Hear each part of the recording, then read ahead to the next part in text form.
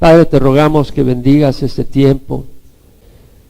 Quites toda distracción, Señor. Sabemos que el enemigo busca distraernos, impactar nuestra mente, nuestro corazón para no transmitir o no recibir tu palabra.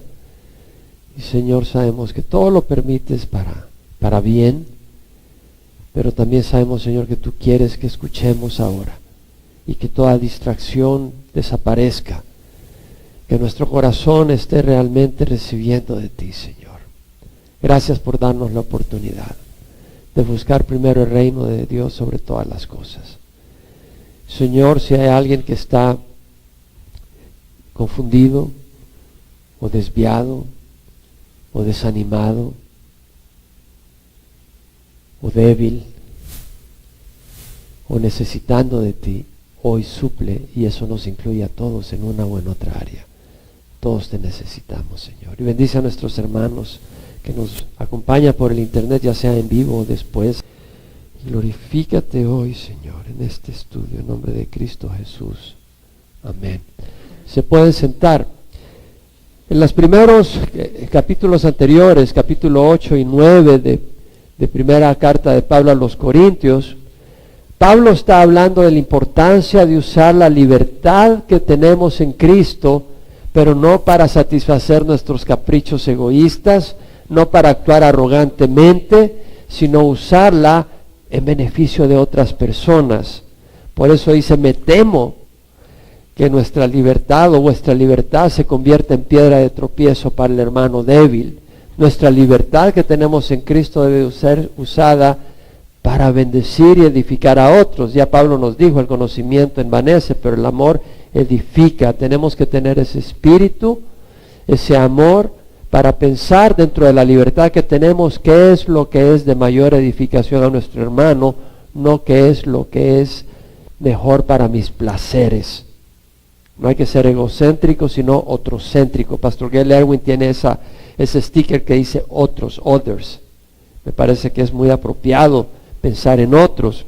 Y Pablo, pues ya hablamos de eso, usó el ejemplo de comer comida sacrificada a los ídolos, usó el ejemplo de el obrero es digno de su salario y él no aceptar ese salario para poder ser todavía más abierto a la oportunidad del evangelio que no cause estorbo.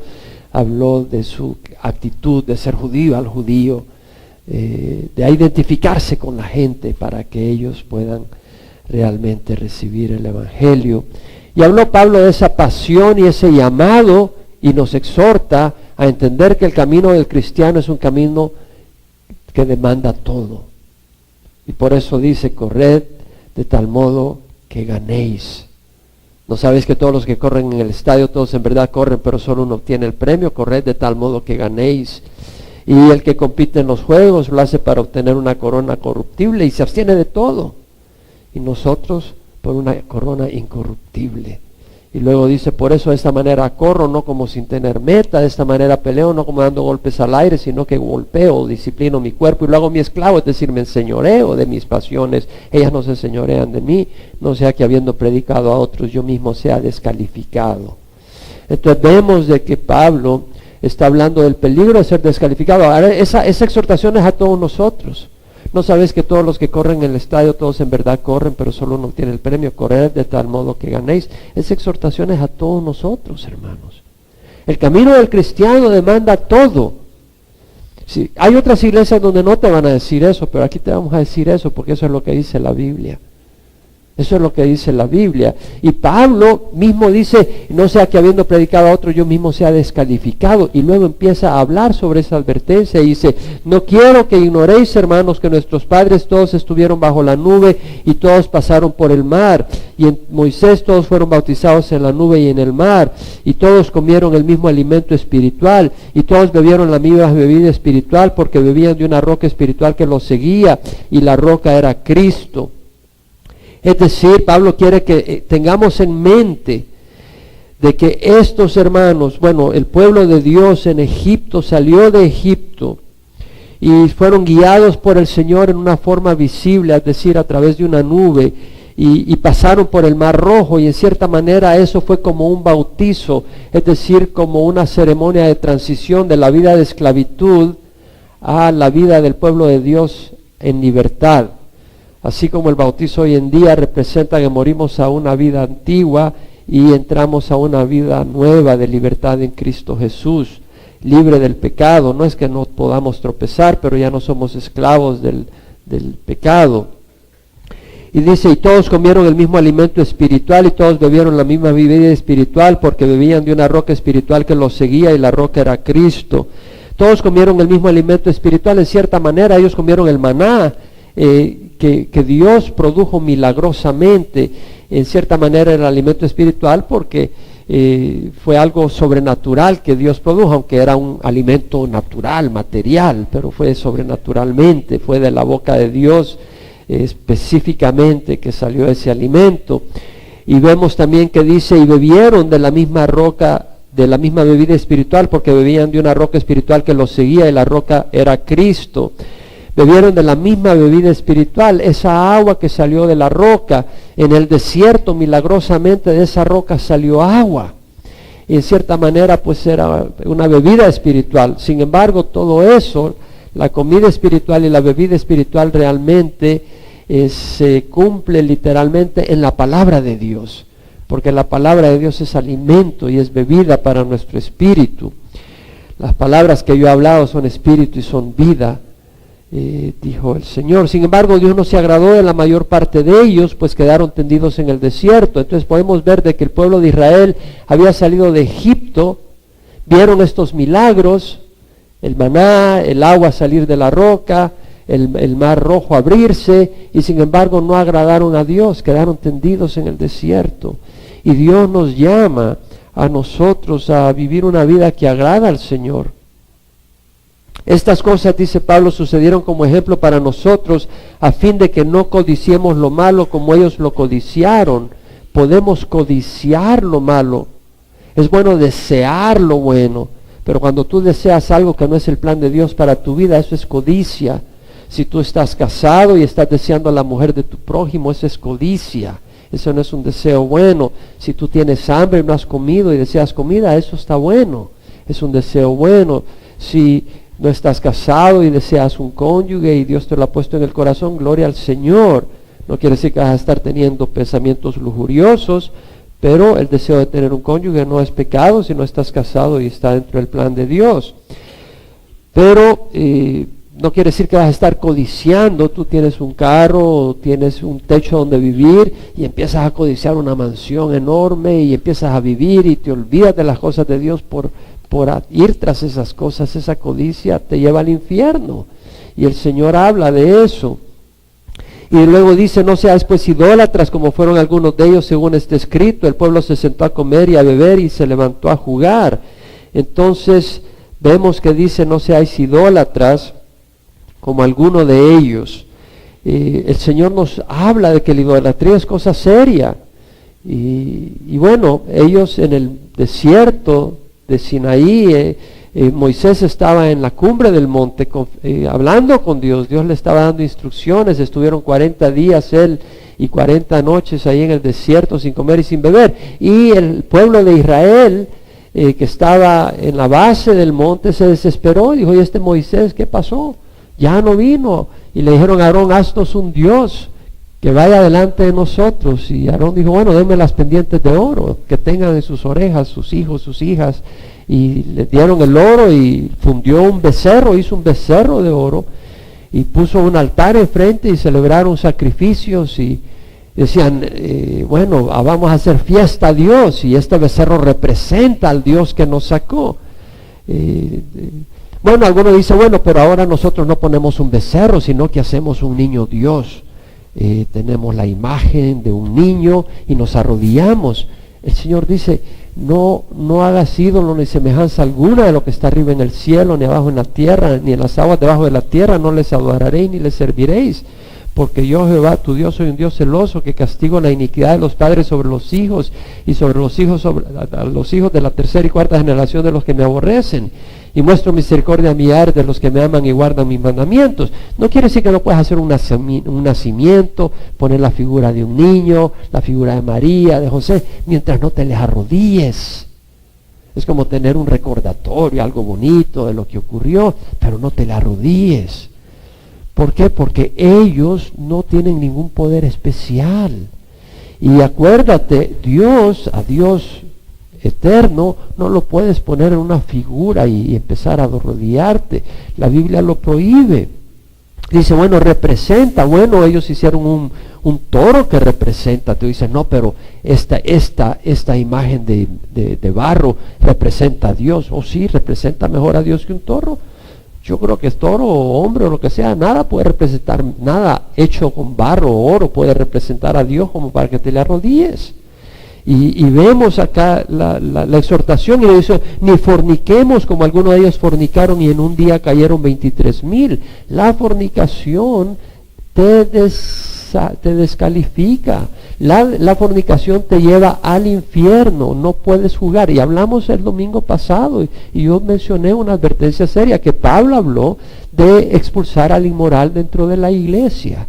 Y expulsar al inmoral quiere decir que si hay personas que están viniendo a la iglesia y todavía no reciben al Señor, tenemos tolerancia, estamos esperando que vengan al arrepentimiento. Pero si tú ya vienes con algún buen tiempo a la iglesia y te consideras hermano y todo, pero sigues viviendo en fornicación, te vamos a decir, ¿sabes qué? Te tienes que arrepentir. Y si no te arrepientes, no puedes venir aquí y jugarla de hipócrita. No puedes hacer eso, no puedes venir y burlarte de Dios, de que estás viviendo en fornicación y estás viniendo a la iglesia. Decide qué quieres hacer, o sigues al mundo o sigues a Dios, pero no andes en medio, ni vengas a contaminar al pueblo de Dios. Eso lo mencionamos el domingo pasado, y no voy a seguir hablando de eso porque ya lo hablamos.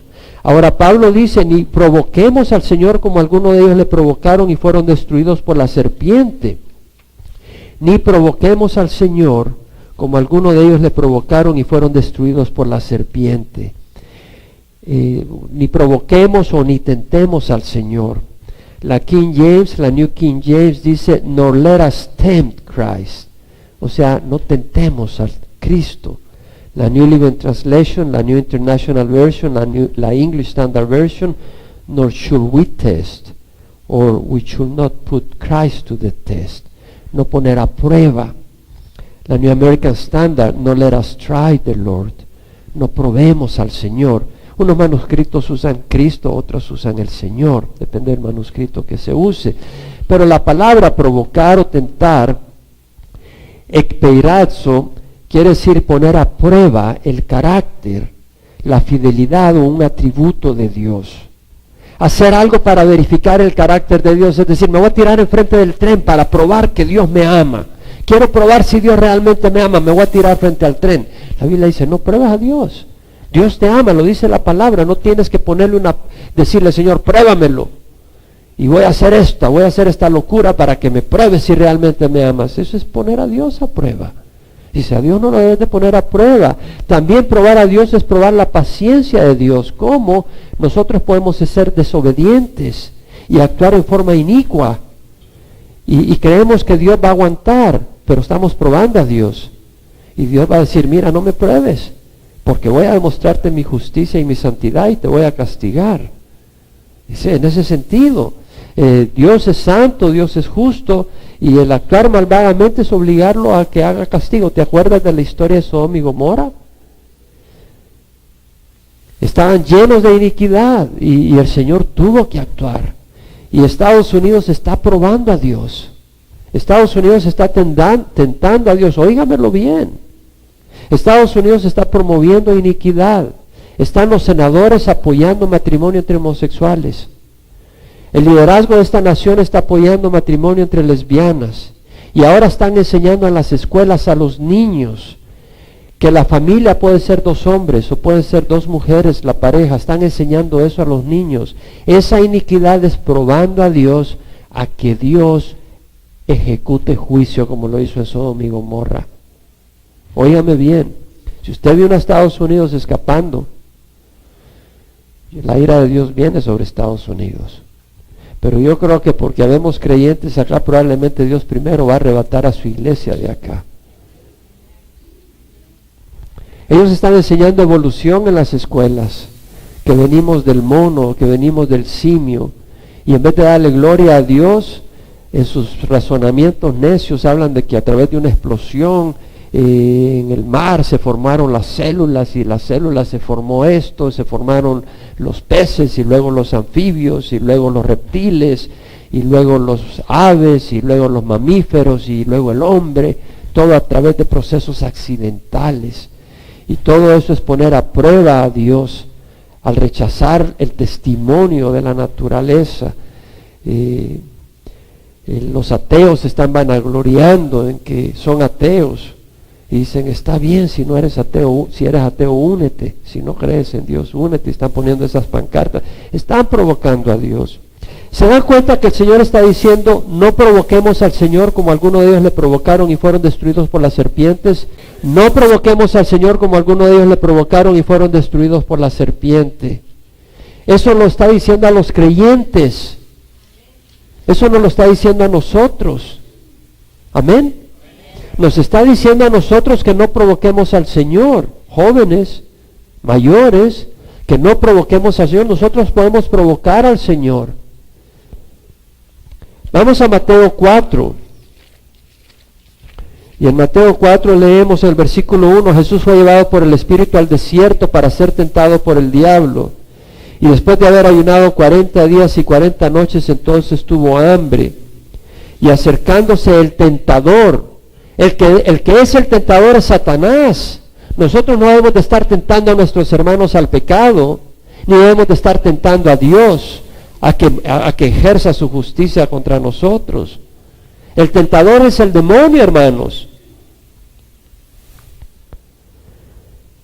Y acercándose el tentador le dijo, si eres hijo de Dios, di que estas piedras se conviertan en pan. Pero él respondiendo dijo, escrito está, no solo de pan vivir el hombre, sino de toda palabra que sale de la boca de Dios.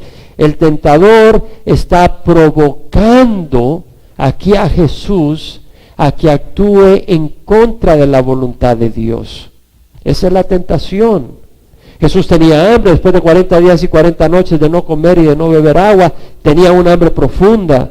Pero ¿quién lo había llevado al desierto? El Espíritu.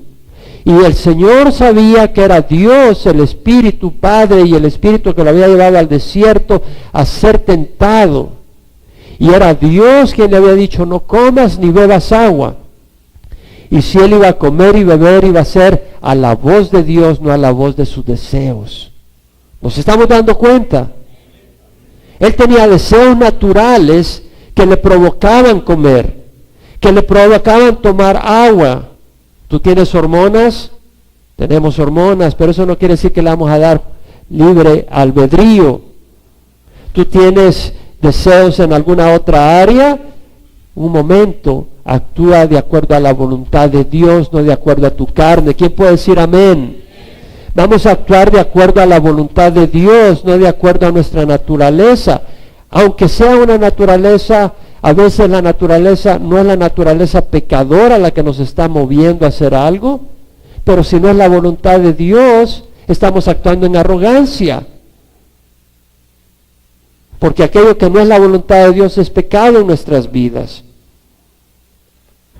Entonces vemos acá de que el tentador está provocando a Jesús a que coma y beba cuando todavía Dios no le estaba proveyendo. El tentar es provocar a alguien a hacer aquello que no es la voluntad de Dios. Cuando tú estás provocando a tu marido a hacer algo que no es la voluntad de Dios, tú lo estás tentando y estás actuando como un discípulo de Satanás. Cuando tú estás tentando a tu mujer a hacer algo que no es la voluntad de Dios, la estás provocando a ir tras alguna cosa que no es la voluntad de Dios, estás tentando a tu mujer y eso es de Satanás, esto no es de Dios. Vamos a Santiago 1, 13 al 15. Algunos dicen, Dios me está tentando, Dios me puso en esta situación. Mira lo que dice la palabra, Santiago 1, 13 al 15, que nadie diga cuando es tentado. Bueno, vamos a empezar en el 12. Bienaventurado el hombre que persevera bajo la prueba, porque una vez que ha sido aprobado recibirá la corona de vida que el Señor ha prometido a los que le aman. Bienaventurado el hombre que persevera bajo la prueba. A veces estamos siendo probados, es decir, estamos en una prueba, estamos en un fuego. Satanás ha puesto situaciones difíciles, adversidades, está buscando provocarnos a cosas que no debemos de hacer, y dice la palabra, bienaventurado el hombre que persevera bajo la prueba, porque una vez ha sido aprobado, una vez ha pasado la prueba, recibirá la corona de vida que el Señor ha prometido a los que le aman. El que ama a Dios más que su naturaleza pecadora. El que ama a Dios está decidiendo obedecer a Dios más que sus caprichos carnales. Que nadie diga cuando es tentado, soy tentado por Dios, porque Dios no puede ser tentado por el mal y Él mismo no tienta a nadie, sino que cada uno es tentado cuando es llevado y seducido por su propia pasión. Después, cuando la pasión ha concebido, da luz al pecado, y cuando el pecado es consumado, engendra la muerte. Ponga atención, que nadie diga cuando es tentado, soy tentado por Dios. Dios no nos tienta, amén. Algunos piensan que Dios nos trae y nos tienta. No, Dios no tienta a nadie, hermanos. Dios puede trabajar en nosotros y traer situaciones difíciles para moldearnos, no para hacernos caer, para darnos madurez. Esa es la diferencia. Dios nos puede poner en situaciones difíciles, pero no nos pone en situaciones difíciles para hacernos caer, sino para hacernos madurar. Satanás te trae adversidad no para hacerte madurar, sino para hacerte caer. Vemos la diferencia. Vemos la diferencia. Nadie diga cuando es tentado, soy tentado por Dios, porque Dios no puede ser tentado por el mal. Para empezar, Dios no es tentado a hacer el mal. Su naturaleza es pura, perfecta, no le atrae el mal. Dios odia el mal. Y Él mismo no tienta a nadie. Dios no tienta a nadie. ¿Quiere decir que Dios no te puede poner en situaciones difíciles? Sí, si es con el propósito de hacerte madurar. ¿Lo entendemos? Ahora, que nadie si cada uno es tentado cuando es llevado y seducido por su propia pasión. Aquí vemos de que tenemos una naturaleza carnal, ¿cierto? ¿O no? ¿O ustedes ya están sin este cuerpo? Todos tenemos una naturaleza carnal. El problema es que no solo tenemos una naturaleza natural, valga la redundancia, pero nuestra naturaleza está corrupta por el pecado. Y estos impulsos y estos deseos están además influenciados por el pecado. Entonces vemos de que uno puede tener pasiones que no honran a Dios. Entonces aquí los cristianos no es porque ya no tenemos pasiones que no honran a Dios, sino porque hemos rendido nuestra vida al señorío de Jesucristo. Y Él nos lava de toda maldad e iniquidad. Y no seguimos esas pasiones porque tenemos el Espíritu Santo para decirle no al pecado. No es que no tengamos los deseos, no es que no tengamos el interés, pero escogemos rechazar las pasiones pecadoras. No creas que aunque se vean angelitos los que están a tu derecha, a tu izquierda o al frente, que somos angelitos. No, tenemos luchas fuertes contra el pecado.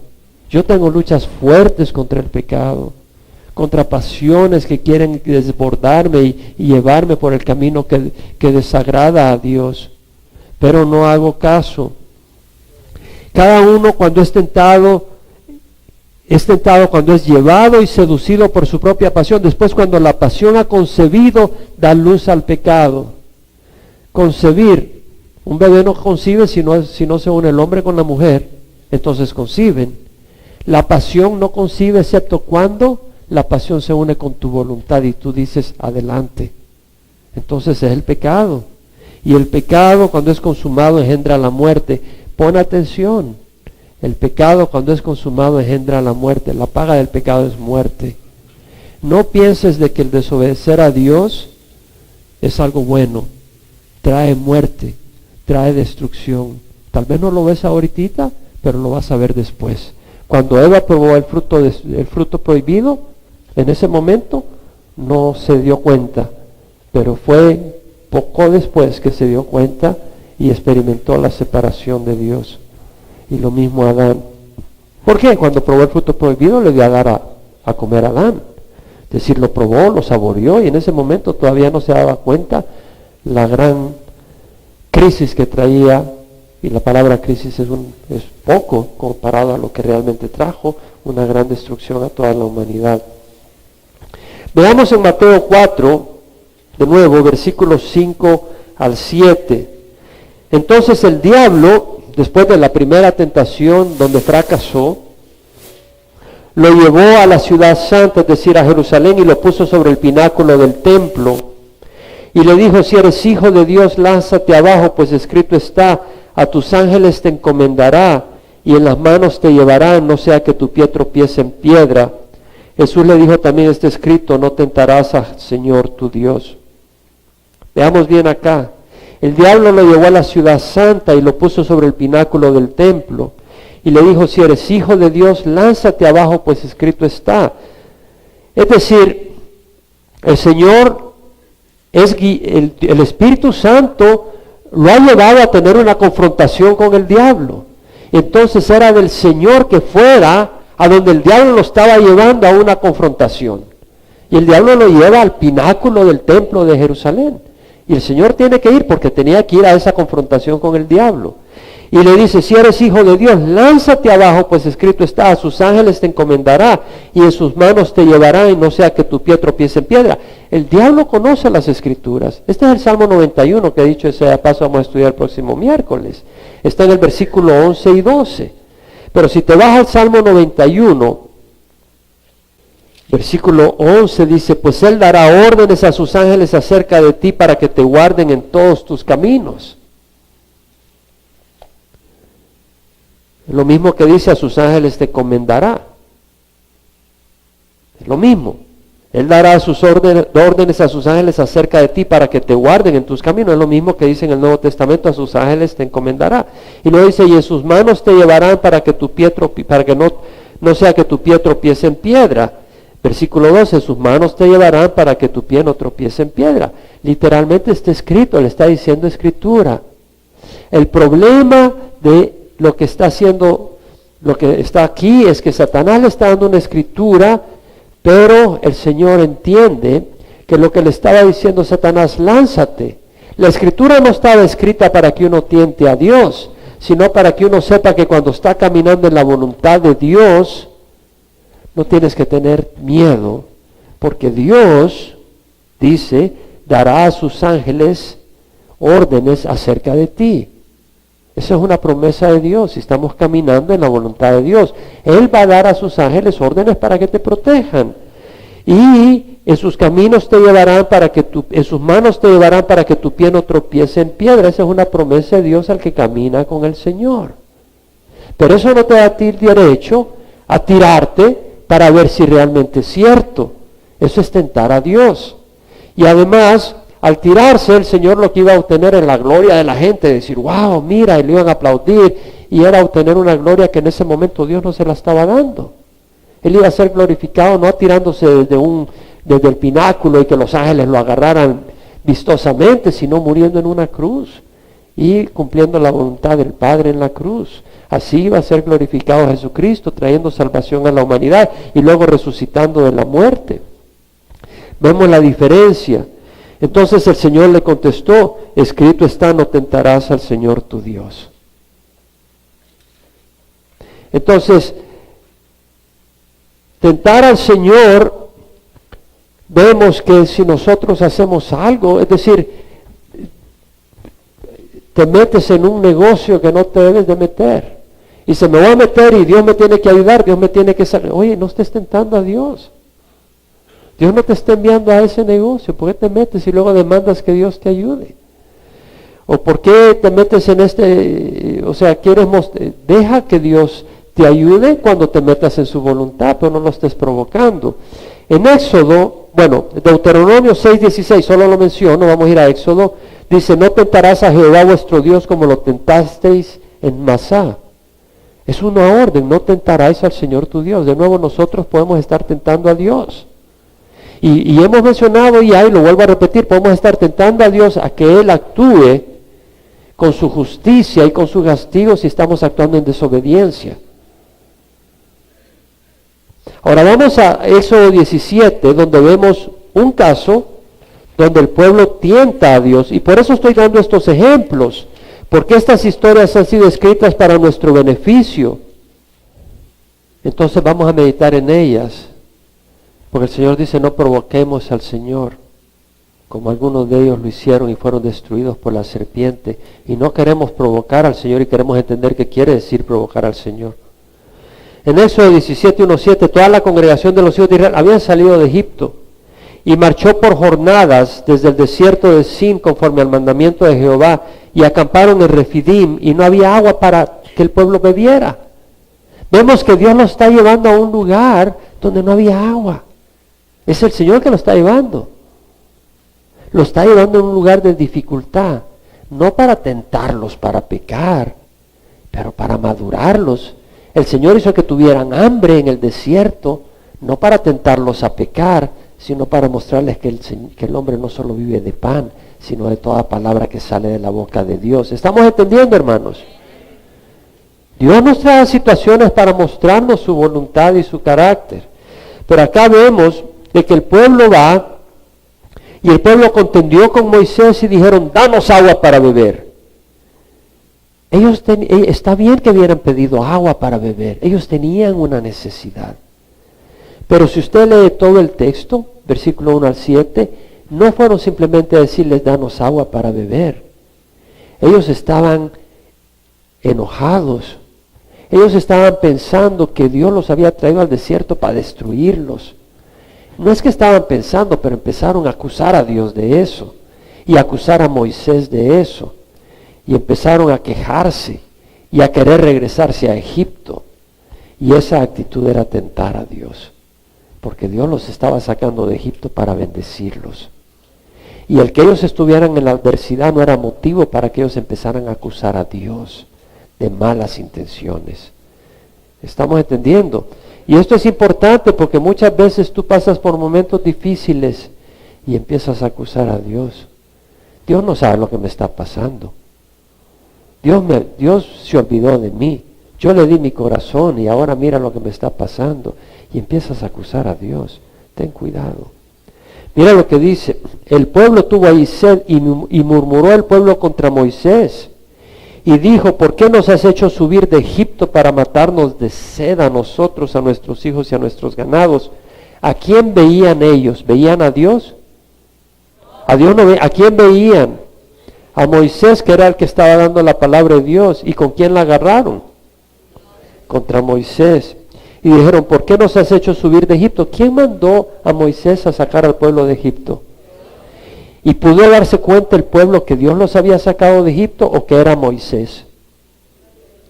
Era Dios. Lo pudieron ver claramente. El mar rojo no lo podía haber abierto Moisés, tuvo que ser Dios. Esa nube que iba enfrente de ellos dirigiéndolos, eso no era Moisés, eso era Dios. Las plagas, eso podían darse cuenta que era Dios. Entonces, cuando la nube iba delante de ellos guiándolos, eso no era Moisés, eso era Dios. Ellos sabían en el corazón que era Dios quien nos había sacado de Egipto. Y a quien están acusando realmente es a Dios. Y clamó Moisés diciendo, ¿qué haré con este pueblo un poco más y me apedrearán? Y Jehová dijo a Moisés, pasa delante del pueblo y toma contigo algunos de los ancianos de Israel, y toma en tu mano la vara con la que golpeaste el Nilo y ve. He aquí yo estaré ahí delante de ti sobre la peña en Horeb, y golpearás la peña y saldrá agua de ella para que bebe el pueblo. Y así lo hizo Moisés en presencia de los ancianos de Israel. Y puso a aquel lugar el nombre de Masa, que quiere decir tentación, prueba, y Meriba, que quiere decir contención, contienda, por la contienda de los hijos de Israel, y porque tentaron al Señor diciendo, ¿está el Señor entre nosotros o no? En otras palabras, bueno, ¿está Dios con nosotros o no? Aquí estamos en el desierto, no hay agua, ¿estás o no estás con nosotros, Dios? Esa no es la cara, ese no es el siervo de Dios. El siervo de Dios tiene que tener un corazón humilde. El siervo de Dios en la crisis, si tienes una necesidad económica, no es, Señor, ¿estás conmigo o no? Sino, Señor, ten misericordia, ayúdame, Señor. Yo sé que tú tienes un propósito, yo sé que tú quieres aumentar mi fe, pero mira, mi fe es débil, fortaléceme, Señor, Padre, Papá, ayúdame. Nosotros no vemos a Jesucristo demandando al Padre, gritándole al Padre por las circunstancias que pasaba. Vemos a Jesucristo como un manso cordero, que oraba en las noches, en las madrugadas, con lágrimas. No que le gritaba al Padre con el puño cerrado demandando, sino un cordero. Y ahí hay gran poder. Y vemos que dice la palabra, no provoquemos o no tentemos al Señor como algunos de ellos lo hicieron y fueron destruidos por la serpiente. Está refiriéndose a un caso específico donde el pueblo tentó al Señor. Váyase al libro de Números, capítulo 21.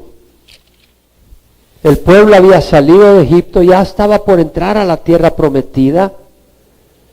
Estaban antes de llegar a las llanuras de Moab, al este del Jordán. Partieron del monte de Or, donde había muerto Aarón, lo habían dejado ahí en el monte Or, por el camino del Mar Rojo para rodear la tierra de Edom, y el pueblo se impacientó por causa del viaje. Se impacientó porque el viaje es difícil. ¿Verdad? ¿Verdad que el camino es difícil a veces? El pueblo se impacientó y el pueblo habló contra Dios y Moisés. El problema no es inquietarse, sino que empezó a hablar contra Dios y Moisés.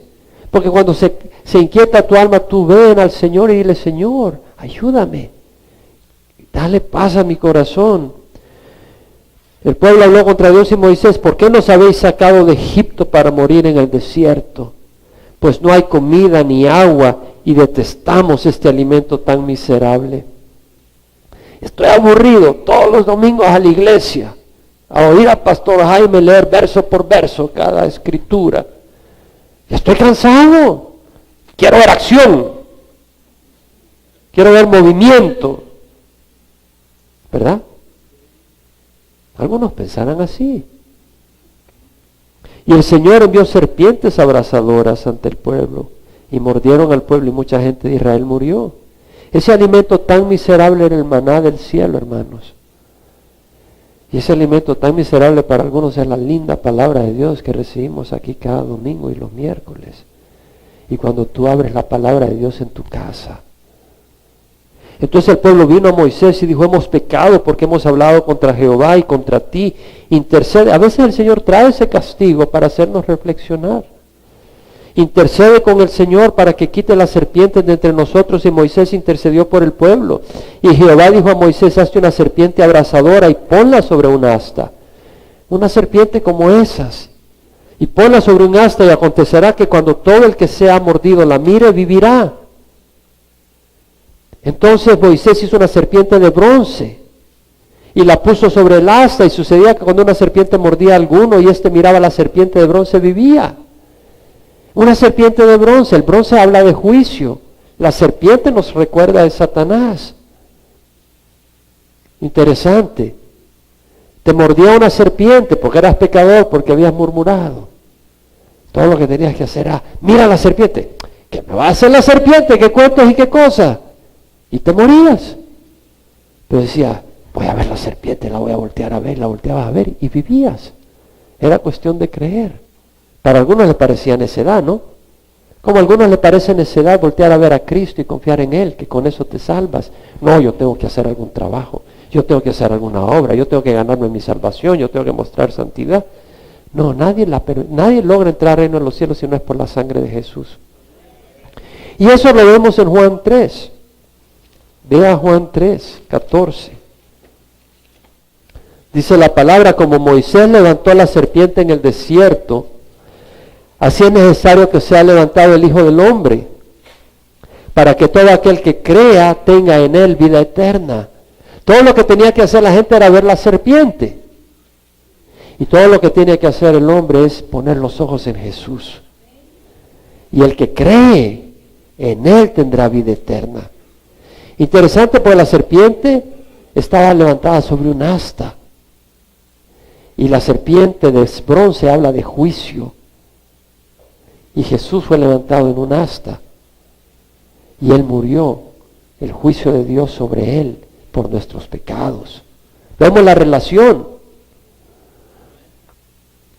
Porque de tal manera amó Dios al mundo que dio a su Hijo unigénito, para que todo el que cree en Él no se pierda, mas tenga vida eterna.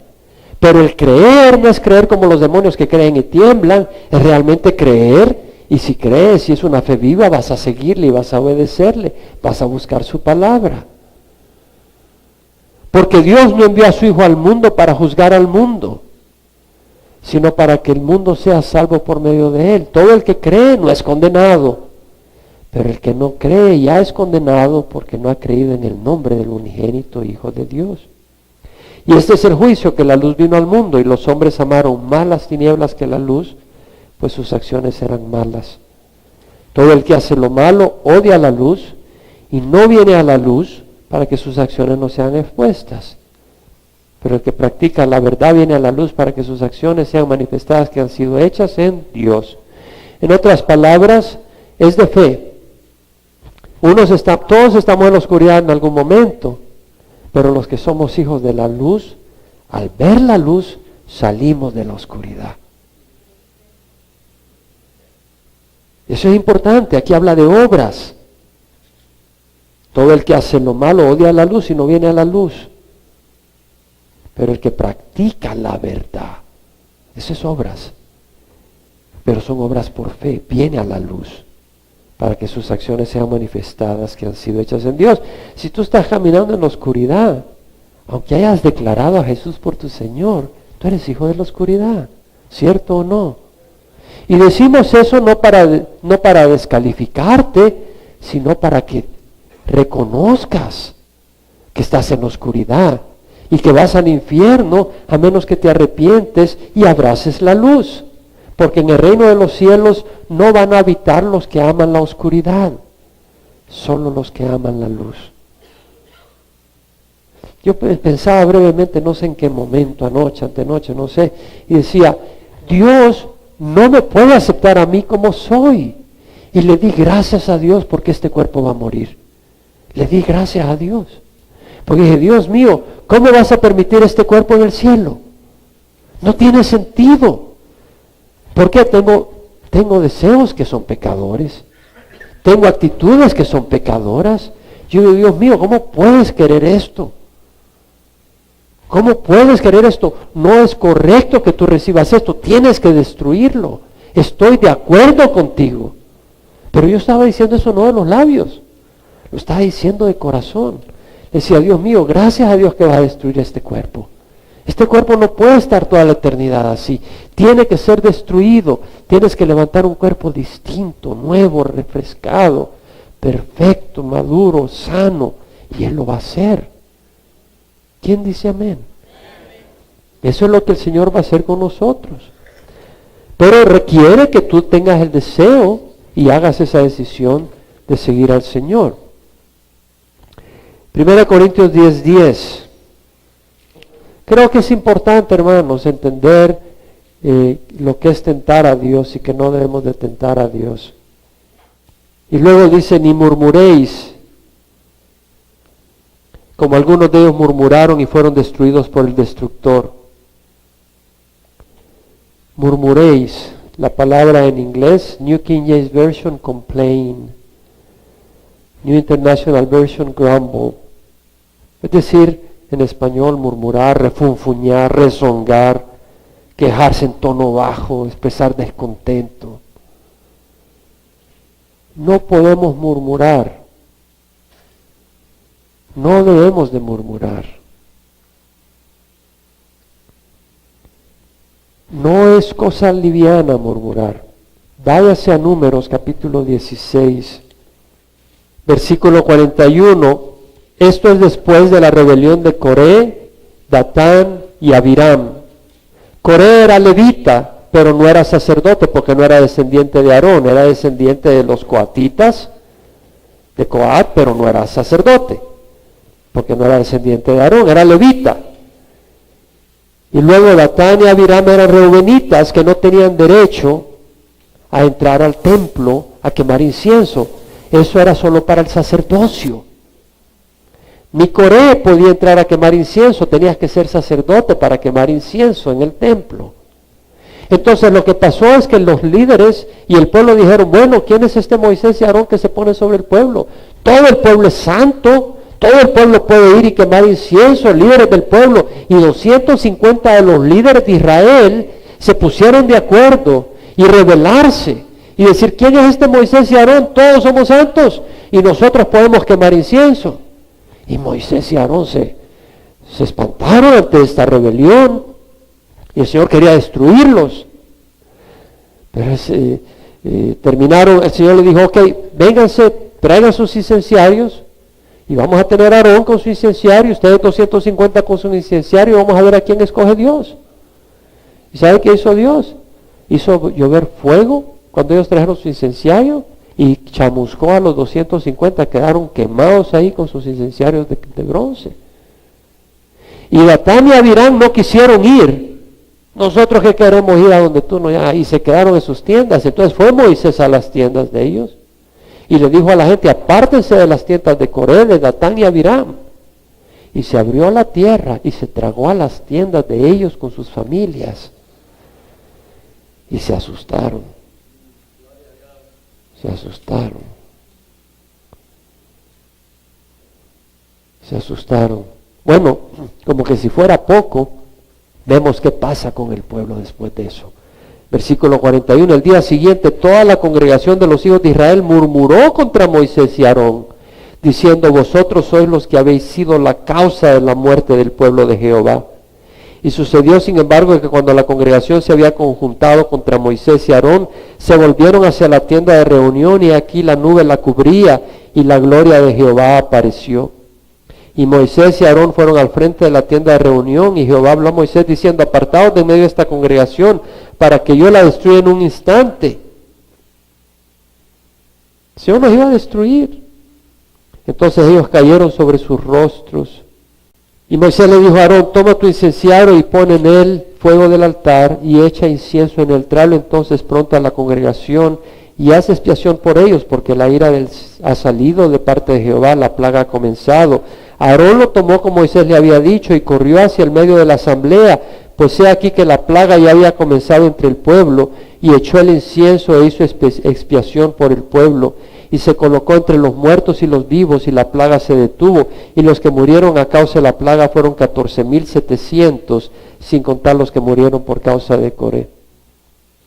Dios mandó una plaga para destruir a los murmuradores.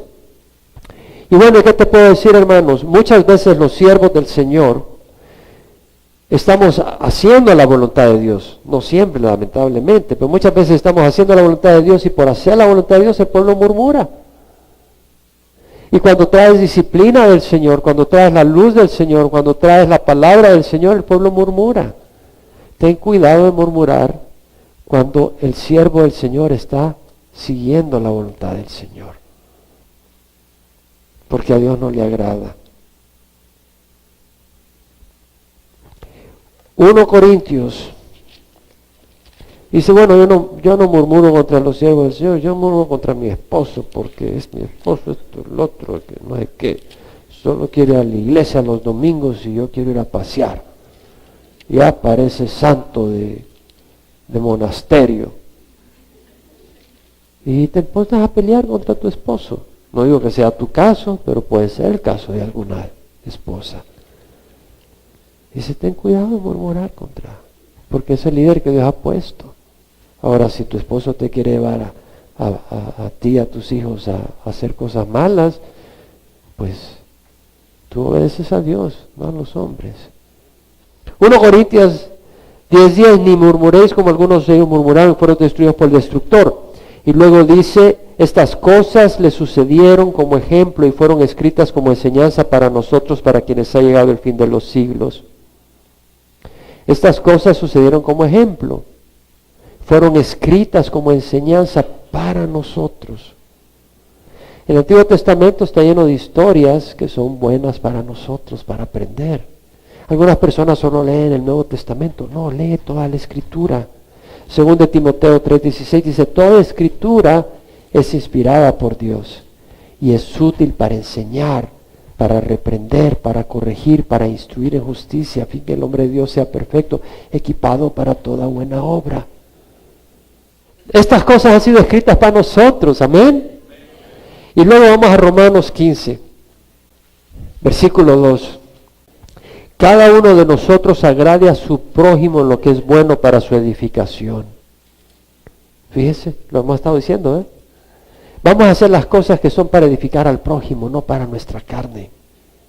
Cada uno de nosotros agrada a su prójimo en lo que es bueno para su edificación, pues ni aun Cristo se agradó a sí mismo, antes bien, como está escrito, los vituperios de los que te injuriaban cayeron sobre mí. Cristo no se agradó a sí mismo, nosotros no debemos de buscar agradarnos a nosotros, debemos de pensar en los hermanos. Porque todo lo que fue escrito en tiempos pasados para nuestra enseñanza se escribió, a fin de que por medio de la paciencia y del consuelo de las Escrituras tengamos esperanza. Así que vemos que estas cosas han sido escritas para nuestro bien.